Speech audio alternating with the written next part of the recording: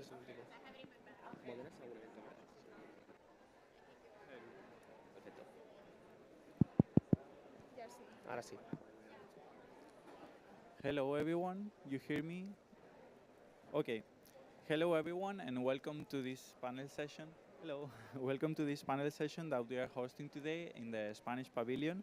This session is titled Eco-Anxiety is Not a Fad, Climate Change and Mental Health Issues in Youth. In this panel, we'd like to have a dialogue between our panelists and the public also. Feel free to jump in whenever you feel like, to have a conversation on how the climate crisis is affecting current and future perspectives and aspiration of youth around the world, challenging their ability to make long-term decisions. First of all, I would like to thank the panelists that are joining here us today and who have accepted our invitation. We have Jordi, we have Amna, Steph, and Kalium from different organizations in Europe and in the world. 4 young climate activists that have extensive experience in climate-related topics. Let me also introduce myself. I'm Angel, I'm the head of international affairs at the Spanish Youth Council, and in coordination with the Spanish Ministry of Ecological Transition here at COP29, we are coordinating a delegation of youth delegates called Generación Clima, which are also participating and following negotiations, shadowing our ministry in all the work they are doing during this week. I will ask our panelists briefly before jumping in on the topic of the conversation to present and introduce themselves, if you feel like, so they can tell you more about their background, about their experience in their organizations, and their own experience related to the topic, if you want to mention already anything. And yeah, feel free who wants to start. I can start. Well, hi everyone. Thank you so much for this invitation to this panel.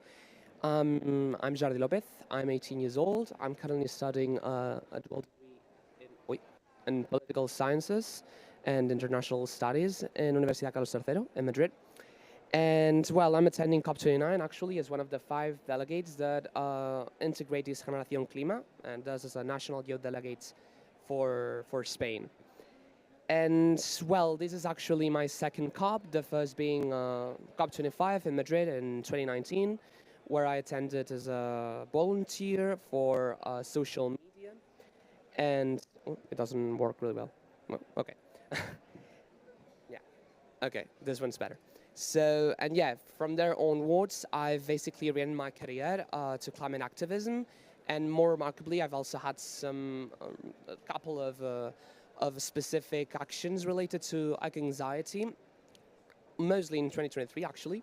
So the first was an invitation that UNICEF and other organizations sent me to the National Parliament of Spain, to el Congreso de los Diputados, which was a truly nice opportunity, you know, to talk with other MPs on the matter of anxiety and other climate-related topics. We discussed some policy proposals, and basically we had, you know, some networking on this matter, and also, you know, from this perspective of youth and childhood more specifically. And also, in the second part of 2023, from June to I think December, we organized as a head of campaign in the United Nations Foundation a project, a digital project, which was based in communities, in rural communities in inner Nigeria, where we had the chance to precisely raise awareness on mental health, and more specifically on the topic of anxiety to high schoolers in communities where it's usually not so common to talk about these topics. We used educational methodologies that were, you know, really in touch with the children, and that's basically it for me. Do I go now? Okay. So I'm Amna. I'm a UNICEF Spain delegate, and I'm 17 years old, which makes me, I think, the youngest in the panel. And I think that being the youngest brings a new perspective, because we usually always talk about youth, but we understand youth starting from 18 years old, not underage people. So I think I bring that perspective. I have been participating in children and youth councils since I was 10 years old. in my local Children and Youth Council in my hometown, Puerto Llano, which is part of a UNICEF initiative called Child-Friendly Cities, which tries to make children part of the decision-making processes in their local hometowns. I've always showed interest in how young people, especially children, could contribute to change, because at the end of the day, we're talking about our futures, but also our present. And sometimes children being one of the most vulnerable groups in society, people don't actually think about them. We're always centered about adults and how, especially because of the economy and things that are considered more adult for some reason. And we never think about how will that impact children, and if children are actually okay with the decisions that are being made about their future. I also have other participation experiences. Right now I'm an advisor at the Children and Youth Advisory Group for Child Justice by Terre des Hommes. And one of the child justice things that we talk about is climate justice. And also I'm the co-founder and sustainability chief of an organization called EOC, the International Organization for Children and Youth Participation, which tries to make children be part of the conversation and part of the decision-making processes. And as I said, I'm part of the UNICEF Spain delegation. I'm part of the advisory group that we have in UNICEF. And I participate in the climate action and international affairs committees. So I'm representing those committees and the amazing people that I share these experiences and these thoughts with. And yeah, I'm really glad to be here. My experience with climate is not just eco-anxiety and mental health. It's a broader experience. But yeah, oh, and I also forgot to mention I'm Spanish Egyptian. Which this double identity, I think, makes me have a broader vision of society, one being from the global north and the other from the global south. And sometimes there are like clashes, especially regarding mental health. So I think that I try to bring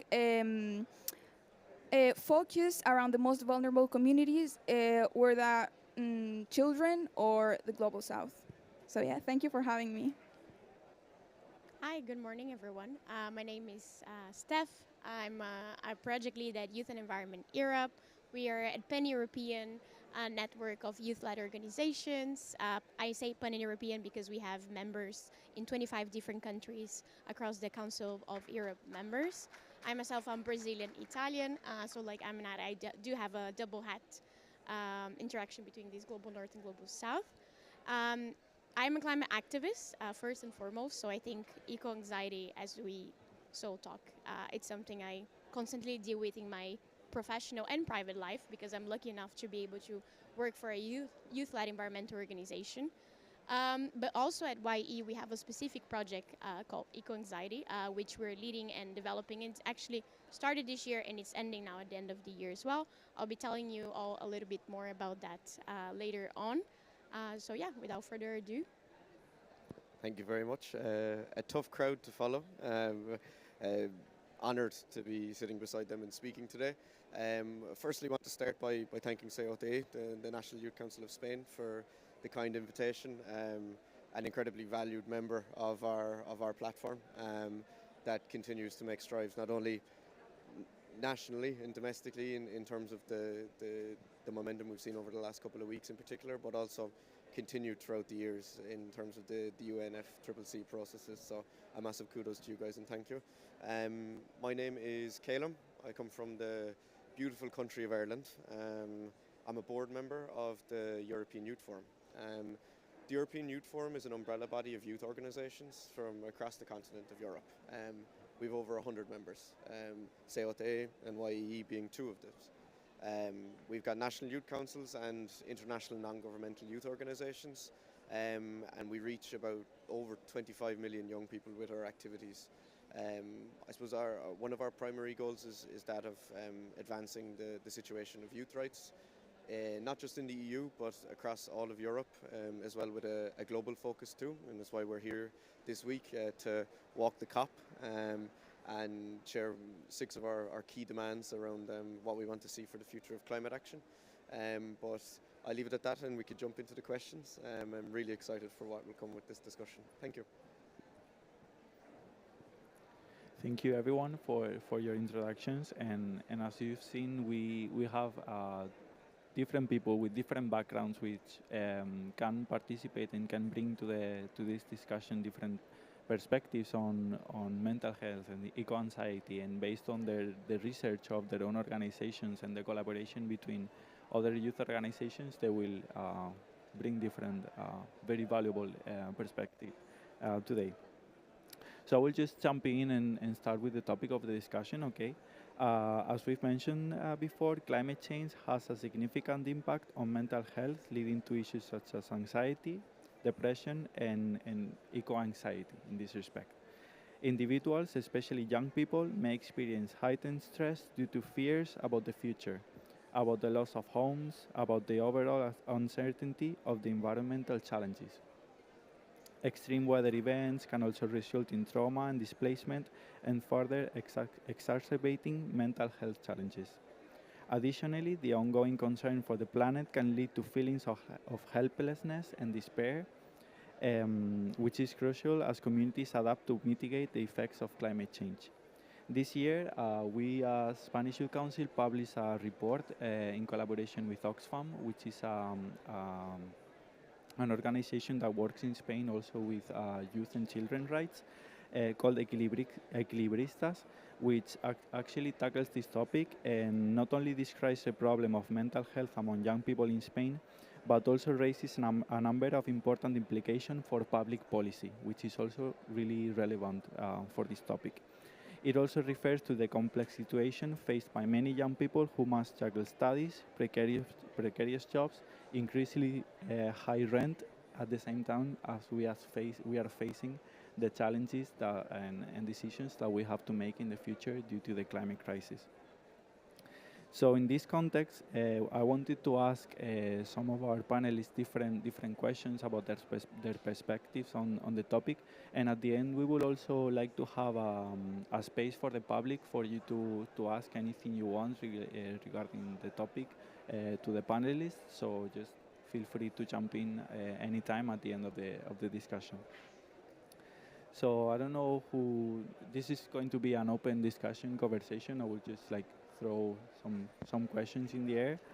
How would you describe the relationship between climate change and your mental health today? I start? You can go. Okay. Thank you, first of all. I think I just want to clarify something. So I think when we're talking about eco-anxiety, that has become a buzzword lately, and it's thrown around a lot. But I think, and this is something that we've come to learn through our project that we've been running at YE, that we should better talk about eco-emotions. Because as you yourself mentioned, it's a range of emotions, right? It's anxiety, it's grief, it's sadness, but it's also hope, especially through youth activism. So I think it's also important within that we talked about, for example, disenfranchised grief, because I feel like mental health, there is a lot of stigma around in society still nowadays, but even more so when it comes to eco-anxiety and to anxiety or sadness related to the climate change, because a lot of people and a lot of young people feel that they don't have a space to voice these concerns. They feel that it's not important, and within all of the other crises, social and economic, that are happening, that there is not a space for that. So I think it's important that we recognize that, yeah, these are a broad range of emotions, and they're not only negative per se. And I think how that relates to young people is that a gateway that they've found to kind of go out of that is through activism, because through that you can imbue an agency in what you're doing, and you don't feel as helpless. And I think I'm speaking there from a personal experience, but also we as YE tend to push forward that we come together, we create this community and this space where you feel safe enough to talk about your emotions, but where you also feel like you're implementing and working towards meaningful change as well, because we're trying to have an impact, being here, being at the local level with our organizations, our members, but also at the EU level where we think we can impact. I think maybe to build on that, and also that you'd said, is that there's a pretty clear interconnection. not only just with the topic of this COP in finance, but also on social and cultural and well-being standards. I suppose an interesting thing that I always try to think about is that the challenges are interconnected, but the solutions are also interdependent. That with challenge, it also comes the possibility to be able to develop it further. Directly to your question on the relationship between climate change and youth mental health today, climate change exacerbates existing inequalities and stressors on young people, which leads to this heightened eco-anxiety and emotional distress. We've one kind of key area that we work on, which is the Youth Progress Index, which tracks a multitude of factors across every country in the world. And what you see is that in the absence of equitable progress on climate change, you're seeing a direct interconnection with well-being standards, education standards, healthcare, particularly in vulnerable regions, which then not only impacts the lived experience of people through the actual services and social support that they have, but also amplifies the emotional toll on young people. I think also as well that there's quite a unique impact on youth mental health when it comes to climate change, because climate change is one of those, a core issue which feels kind of distant for young people. Like, we're quite fortunate to be here in this space at COP29, but the vast majority, 99% of the population of young people, will never see a space like this. And that disconnection is because of like a perceived inaction by governments and institutions. So we can follow the negotiation tracks, we know all the acronyms, but looking at the news this morning, you wouldn't see any massive advancements in terms of what's going to be taken on in terms of a global climate movement. So this creates heightened feelings of anxiety and heightened feelings of helplessness as well. And I suppose this disproportionately impacts youth in marginalised or low-income groups as they face the compounded challenges of not only the access to information, but also the earlier piece that I spoke about. So I think that at the core of it, the lack of visible progress and meaningful progress exacerbates these challenges, and our index underscores that when the global progress across the kind of interconnected areas is pushed forward, we see a positive impact on society on all areas, particularly in respect to environmental standards, and then obviously in the opposite in the other case. May I go? Yeah, of course, Okay, sure. Thank you. Actually, what Caleb said about affecting us uniquely, I totally agree with that. But I also want, as I said, want to bring the perspective of children. Both youth and children are gonna outlive everyone who is at the negotiation rooms, like it or not. That's a reality, and that's how it is. And that's why I think that we feel the most anxiety and the most urgency, because we know that the worst is for us, and we're not the ones making the decisions. Like, people who are not going to live the consequences are debating how should they, solve our future problems. And I think it's not just about the future, it's also about the present. And talking about the present, the most vulnerable group among society are children, because they need adults to rely on. And one thing that we talked about at the UNICEF advisory group is that sometimes the thing with children is that they don't know how to name things.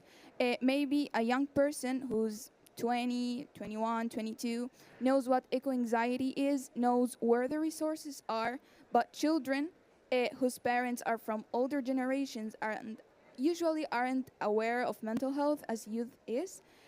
Children have to deal with that. They don't know what's the name of what they are experiencing, and at the same time, they don't know where to access those support systems in order to make them feel safe, and where to voice their worries.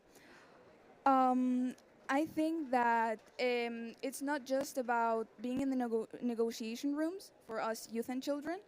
I think it's like us leading that change, because usually what politicians or other organization, what they make is okay, here's your youth space, and this is our space, the adult space, the policymaker space, and yeah, it's nice that you have your space to talk about your problems, but it doesn't merge with the adult spaces.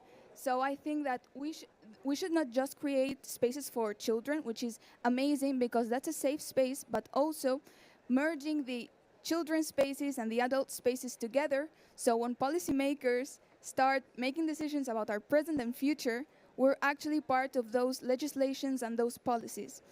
So yeah, I think that's why it affects especially our mental health, because we're not there making decisions. Yes, absolutely. And to close this question, I like to build up on what Stephanie also said about eco-emotions. So a few weeks ago, almost a month ago, Valencia was hit by a severe dana, which almost killed over 250 people, which was absolutely catastrophic, one of the worst disasters of the 21st century for Spain. And precisely, there's also this sort of symbiosis, and there's a clear correlation between climate change and mental health, but there's also this kind of like mix of emotions with hope and with fear. Fear in the sense, or anxiety in the sense that, well, there are plenty of numbers. 23,000 homes still had no electricity 48 hours after the catastrophe. 10,400 jobs have been lost due to La Dana. 34 collective dismissals have occurred also thanks to or due to La Dana. And many of people have lost either their homes, their small shops, their ways of life, or absolutely everything, even family members. Yet there was also this this feeling of a tremendous hope and pride, and pride for the people and for the young people of Spain, because after almost 5 days or 4 days, thousands of volunteers came in to Valencia and assisted the affected communities with hope and with faith in order to, help in almost every possible way that they could, bringing medical assistance, food. There have been thousands of donations, mostly of young people. So I think that it's not also about anxiety, it's about these eco emotions and about also social mobilization and hope. Thank you. Really different insights on the topic, and I really liked what you mentioned about it brings a very broad range of emotions around, and youth are engaged also in the topic, because we are also expecting solutions from others, as Amna said and as Kalium said, about public policies that need to be made in relation to this. Also, what role do you think youth organizations play in creating support for young people facing these problems, eco-anxiety and other climate-related mental health issues? What do you think is the role of collective support? And I think someone mentioned it about the importance of building communities around this topic. I think Jordi summed it up really well with that final intervention. We saw in Valencia, it was young people and youth organisations at the front line of climate disaster response. And not only that, but young people and youth organisations, again, will be at the front in rebuilding communities and shaping communities and providing that necessary support whether it is government or state agency aren't quick enough in response or can't provide it. So I think it's youth organisations who paved the way. They're a driving force for change, but also a key avenue for young people to be able to not only become aware of whether it is eco-anxiety or whether it is broader around climate change and climate action, but also being put in the position to have the opportunities to take action upon it as well, whether it on a local, national, international level. I suppose, what concretely can youth organisations do in creating support for young people, whether facing eco-anxiety or other climate-related mental health issues? A key piece is on the promotion of education and awareness.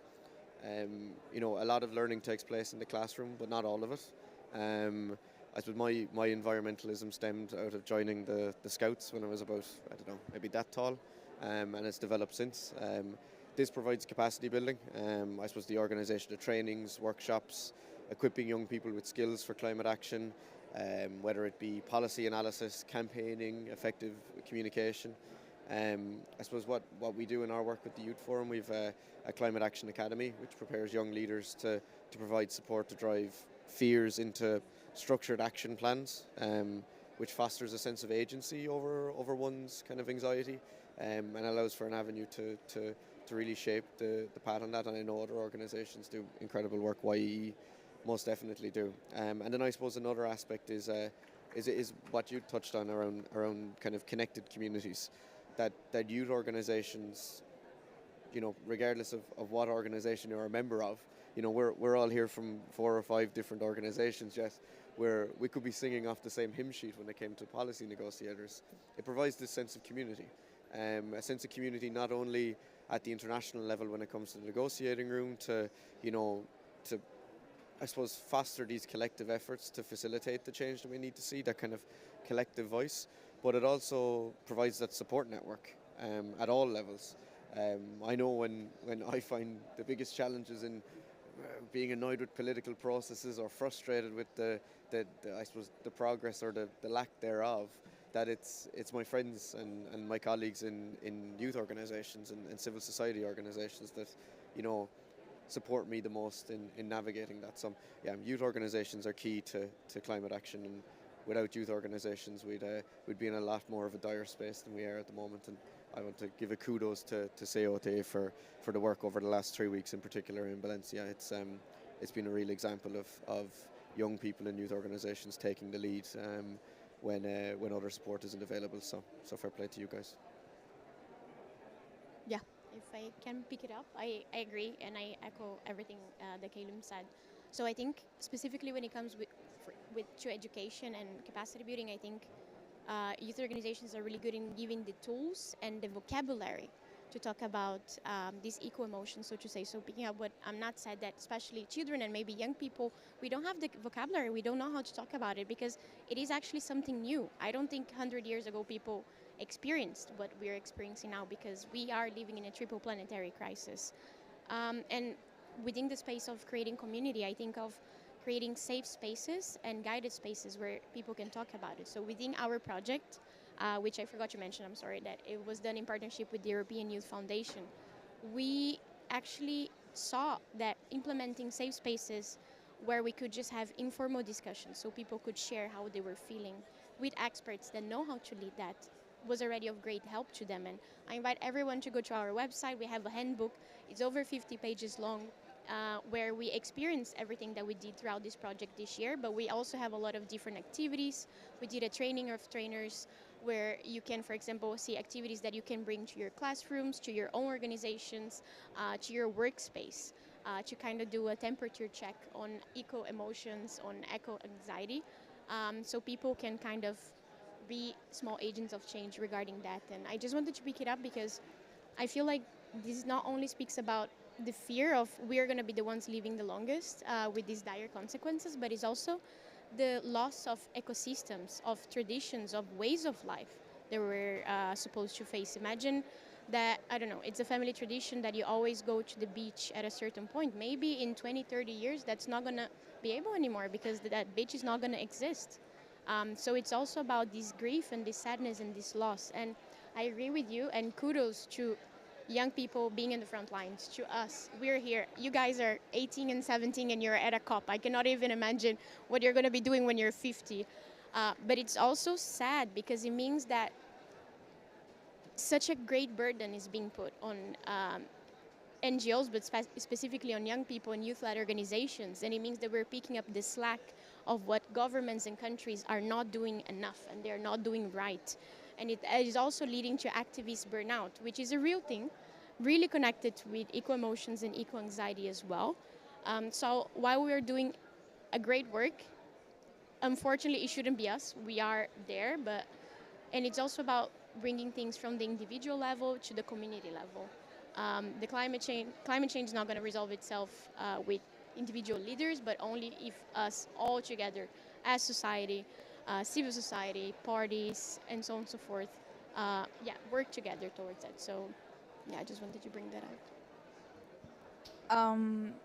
I totally agree with everything that you said. Touching on the topic of that you mentioned that you provide with tools and resources for people to, especially young people, tackle the climate crisis. I wanted to bring how UNICEF, as a youth organization, and especially focused on helping children in vulnerable contexts, how we try to serve children especially. So at UNICEF, we provide a set of actions that must be taken in order to treat children with, in this case, mental health issues. For example, when La Dana happened, I felt so proud of the advisory group because the first thing that they did was someone, I don't remember who, but they texted, guys, what can we do for La Dana as UNICEF? And it was beautiful because we're a community of people from 12-year-olds to 18-year-olds and such a diverse but still implicated community. It felt amazing that we had this support system. So we compiled a set of things that children need for example, tackling their mental health issues regarding a climate crisis. So UNICEF published regarding La Dana many articles across media platforms about how a climate crisis must be communicated to a child because it's already traumatic enough for a child to live in a climate crisis, especially, for example, with what happened in Valencia. We shouldn't also charge them with these very negative emotions because it's going to make it worse for them. We have to show them that there are alternatives and there are ways where we can improve and keep pushing. Also, UNICEF talked about how to provide a child with proper psychological support, what resources could they access to, what they needed, medical specialists, psychological specialists. Also, something that was mentioned in the advisory group of UNICEF is that many times, and it's also what you said before, the language, we don't have the language, and sometimes the language that is used is very negative and it makes everything so apocalyptic and catastrophic, and people think that there is no way out. And I think you all have heard the argument that says, because we're all going to die, there's no need to do anything. And that stops people. Instead of saying, okay, things are bad, how can we make them better? So, for example, UNICEF Cuba, I don't know if other UNICEF delegations made it, but we have the example of Cuba, which created a friendly version of climate crisis reports. So it raises awareness among children without making it a traumatic experience, although it's traumatic, but not more traumatic than it already is. And in general, we thought that infrastructures and buildings, all of them can be remade, can be rebuilt, but a child's mental health, child trauma, it's one of the things that may change your whole life and stop you. So we need to deal with that because children are the future of society, and if we have broken children, we're going to have a broken society. So I think that's why we should focus on their demands and act based on what they need. Yeah, so basically almost everything has been said, but I'd like to add a particular point in that sense. So I think that in the end, one of the most important roles that any civil society actor may have, and also youth organizations, is precisely that it stands as a sort of a media per se, to channel the demands and the needs of the young people to an institutional background. So as you were just saying a few moments ago, most children, 98% of the children, 99% of the children and youths worldwide will not have the chance to attend COP29, to speak for themselves and to channel their own demands. So in the end, civil society and other social actors have this absolutely massive role of acting as this sort of a channel between institutions and with this young people overall. Yeah, I was thinking about some of the comments you said about young people being in the front line. Also, Kylum, you said this. Specifically now that we are just recalling the example of what happened in Valencia, no? But it's also relevant that they are not, youth organizations are not just there to help with like cleaning and rebuilding neighborhoods, but they are also, as Amna said, providing support. Youth, non-formal youth organizations are there also providing support for youth and children, helping them somehow escape a little bit the reality they are having, making them meet their friends again, bringing them. It's not just professional psychological support, but it's an informal space also for them to keep playing and just let them be kids for a while, also helping parents and professionals keep doing the work, the hard work that it takes to rebuild this. So yeah, also uh, putting on the table the relevance also of these non-formal youth organizations like Scouts, Red Cross, and all the organizations working there also on yeah, with youth and children and these kind of things.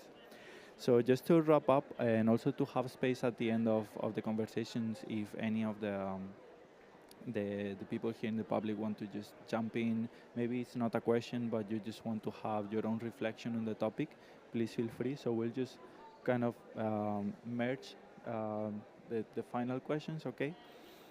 So one is about what strategies do you consider most effective in transforming this anxiety into a driving force for positive action as a personal, way of channeling these emotions into a driving force, and also what policies and strategies or measures do you believe governments should be making in this respect?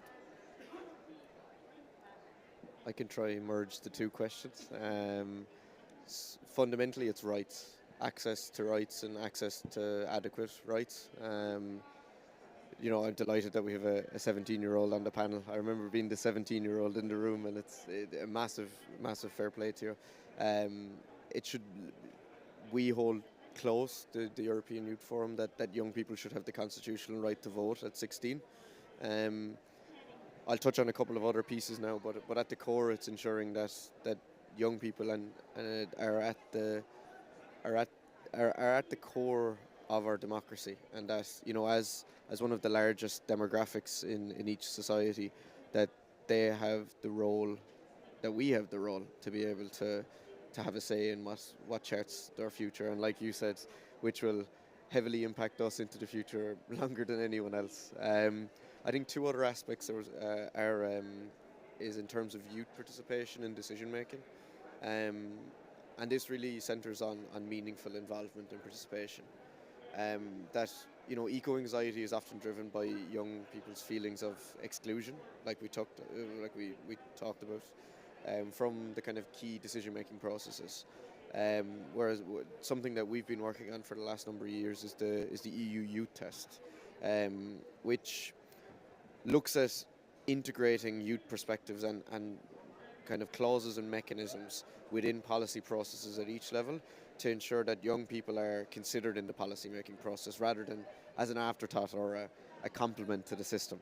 I suppose what's the impact of this? It means direct engagement of young people with the policies that affect their future, and that, I suppose, on the topic of eco-anxiety, that they have the avenue to channel their anxiety into advocacy for systemic change. Another aspect is youth-led activism and fostering youth-led activism. It's supporting grassroots movements is essential, and it's really important that not only other civil society organisations but governments as well back youth-led climate movements, and ensure that whether it's protests or whether it's policy development, that young people have a seat at the table. There's a great saying someone said to me recently, and it's, if you're not at the table, you're on the menu. And it's ensuring that young people are there in the room when it happens, and that there is that follow-up and monitoring mechanism that measures the impact on young people. I suppose another impact is tying back to the points that I made at the start, being that, you know, the challenges with climate change aren't just financial, they're social and they're cultural. That, you know, there's a current disconnect between contemporary policy and the real needs of young people, specifically in relation to mental health. You know, 1 in 2 young people report unmet support and needs in respect of mental health services across Europe, and climate change only serves to amplify those struggles, which kind of compounds this idea of eco-anxiety.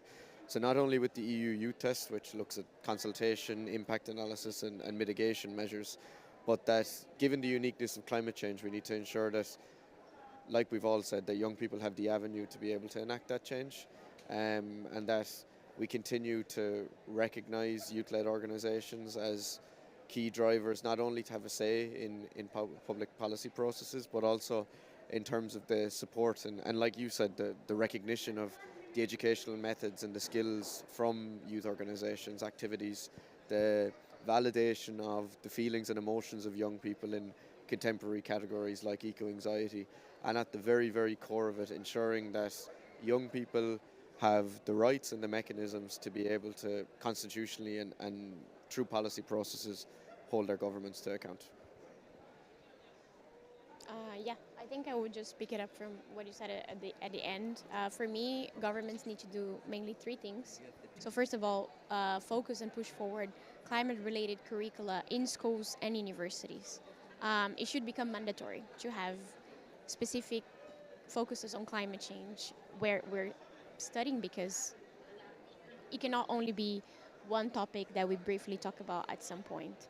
Another thing is for governments to support financially as well mental health within our public health system, because we know that unfortunately public health in a lot of places, especially within the EU, it's underfunded.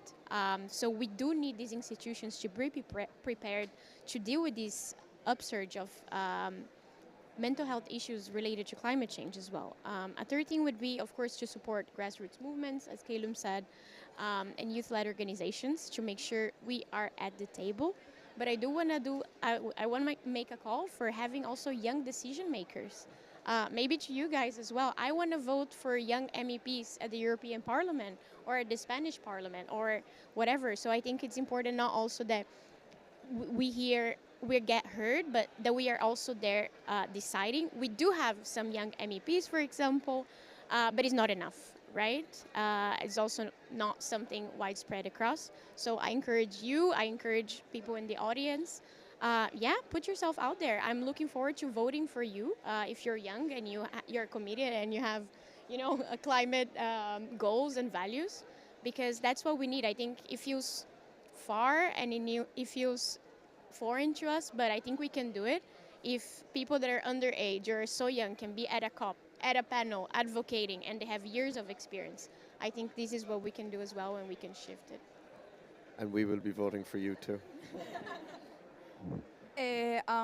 Actually, talking about the topic of voting and being present, especially in political spaces, and also what you mentioned about having a specific curriculum in schools about climate change. I think the problem is many times is how it's communicated. I don't know about you guys, but in Spain, usually there comes a random person into the classroom and says, yeah, you have to recycle your plastic bottles. Here's how you handcraft a CD so it's a dream catcher. And it makes things seem so superficial and foreign when we have to understand that this is not an individual problem, it's a systematic problem. It's a problem that the whole system functions in a way which it makes it hard to try to be sustainable on a personal level. So I think, my God, I think it's not just about providing children and youth spaces to voice their concerns. They should be part of the policy making, whether it's by being MPs or being in the political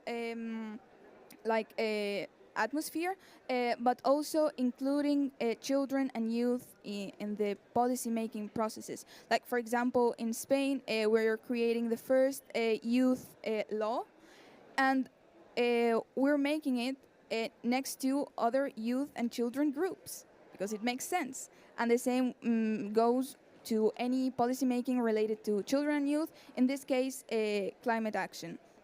Also, I think governments should help to destigmatize feeling eco-anxiety and any sort of mental health problem, because many times people who voice their concerns, they're looked like a pariah in society. It's like, why are you even upset? It's not that deep. And yeah, it's that deep. Like, yeah, we're talking about having our homes and live safely.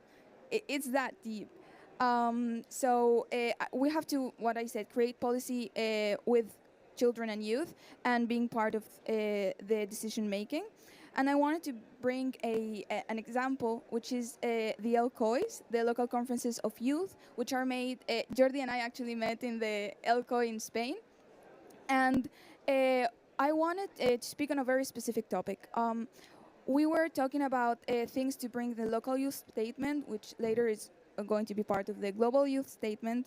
And although we were such a diverse group coming with different backgrounds, different occupations, everything was so youth focused that they forgot about children. And when I arrived there, I said, guys, there's no child representative of Spain. Like, I'm here part of the UNICEF delegation, not part of the Spanish delegation. And I want to represent my country and the children of my country. And I think, and nobody was aware of that. And it's not like they don't care about children. It's just that children are not heard. So that's why people don't know about the problem. Like, out of sight, out of mind, right? So I think that children should be part of the conversation, and I actually believe that the LCOIs shouldn't just be the local conference for youth, it should be the local conference of youth and children, because we're both going to live the same consequences, and as I said, the younger generations are going to outlive the older generations. So I think like we should prepare the ground for the younger generations, which maybe now they are 3, but one day they will be our age, and we will be in the negotiation rooms, and maybe we keep repeating the same problems. I hope not. But we're going to enter like this cycle where we don't allow the younger people to voice their opinions. So that's why I think we should ensure that children have a space in the decision-making processes, not just their own space. Well, thank you so much. I think that Angel and the CJE perhaps should take note of this last proposal of including the children in Convención Clima. So, well, and you know, as a kind of landing of all your proposals, I think that perhaps answering this matter of not having sufficient participation, we could perhaps implement a broader system of quotas with young people and with children in institutions. Also, having this formal and non-formal spaces of education to foster this this conception of like emotions or anxiety. And also, I was wondering, perhaps including a more specific mention of these terms in the PNIEC, which is like the national plan for the climate. How would you say it? Yeah, it's the PNIEC. So it's like our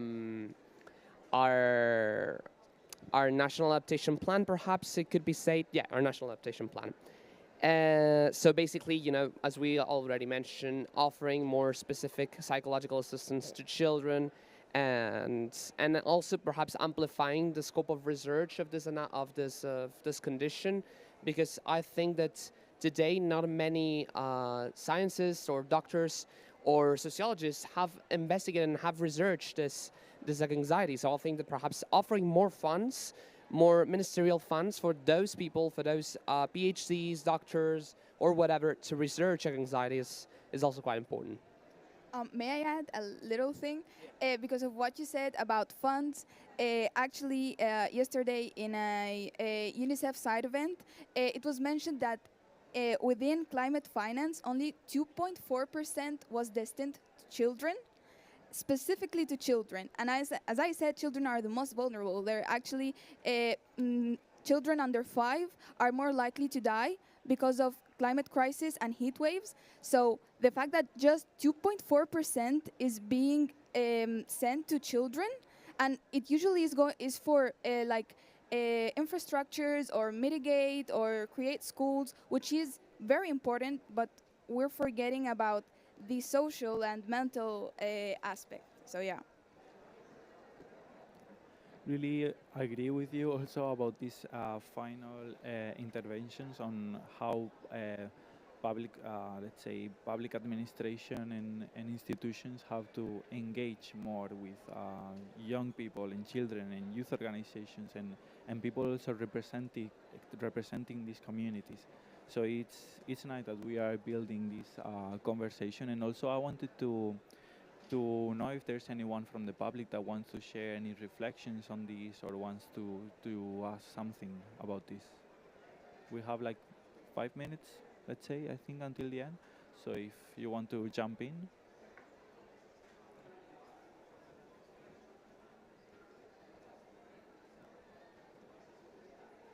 Hi, thank you very much. Very interesting conversation. I'm from Uppsala University, from Sweden, and I do actually research about climate anxiety, but in higher education, still related to young people.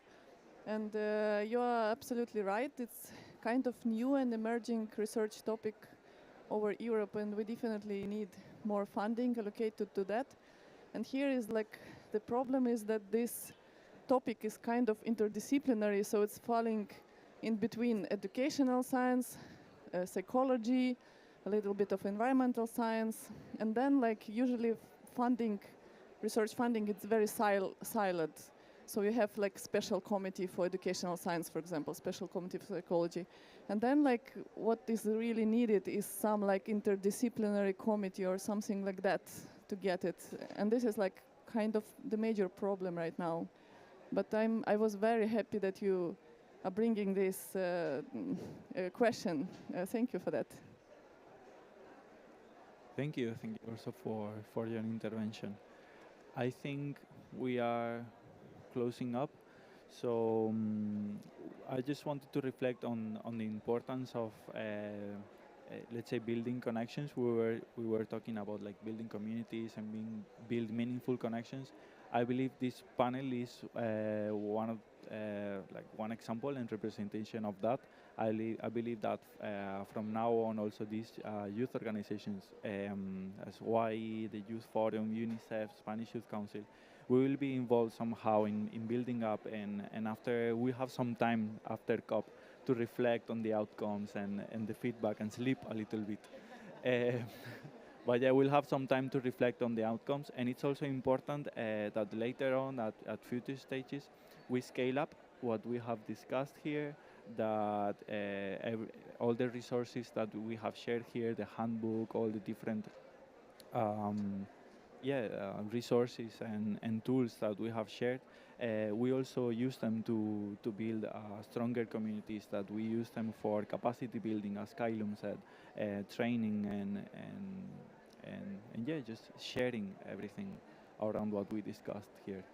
So just one last time, thank you for joining us and for accepting the invitation and for your meaningful contributions to the topic. So yeah, see you around. Let's just have an informal chat here. And again, thank you for the public for being here and for engaging on the topic. Thank you.